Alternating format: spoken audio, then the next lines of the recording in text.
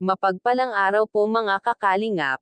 Una sa lahat ay gusto ko lamang magpasalamat at i-shoutout ang ating minamahal na mga viewers at supporters. Carla at Jomar natiltok sa kalagitnaan ng pag-e-interview ni Kuya Rab kay Carla at Jomar ay nadulas itong si Carla sa sinabi niya kung ano ang meron status sila ni Jomar na ikinagulat naman ni Kuya Jomar ang naging sagot ni Carla. Yan po ang video na pag-uusapan natin ngayon mga ka-viewers at mga kakalingap at kung bago ka pa lamang sa aking channel ay baka pwede paki-subscribe at wag po muna skip ang video para malaman ang nilalaman nito. Kuya Rab ay masaya sa ginawa niyang pag-real talk kila Carla at Jomar. Dahil sa mga katanungan ni Kuya Rab kay Carla at Jomar ay dito natin malaman kung anong status ang meron sila. Kuya Rab ay nalaman kung ano ang totoong meron sa Jomcar.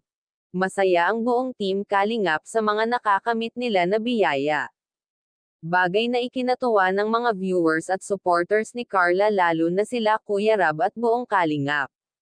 Ngunit may isang bagay ngayon ang labis na ikinatuwa ni Jomar sa kanilang interview Carla dahil sa mga katanungan ni Kuya Rab ay medyo nabuking ito ni Kuya Jomar kung ilang porsyento ang pag-asa niya kay Carla. Masaya na daw siya sa piling ni Jomar pag magkasama sila ay lagi siyang sumasaya. Kuya Rab ay masaya para sa dalawa at baka may mabuong pagmamahalan sa dalawa. Carla 9 love na pala kay Kuya Jomar ito ang matindi katanungan kay Carla.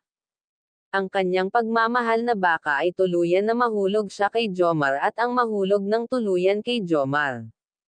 Na dapat hindi mangyari dahil nag-aaral pa siya at dapat ay focus muna siya sa ngayon sa pag-aaral. Pero dahil sa tanong ni Kuya Rab ay dito niya na-i-open ang kanyang nararamdaman sa iyo Jomar parang unti-unti na akong nahuhulog sa pagmamahal mo Kuya Jomar.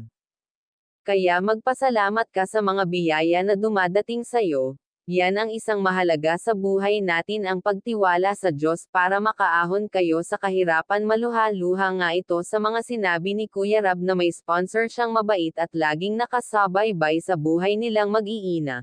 Kaya wag nga po pala natin kalilimutan suportahan ang ama ng Kalingap na si Val Santos Matubang.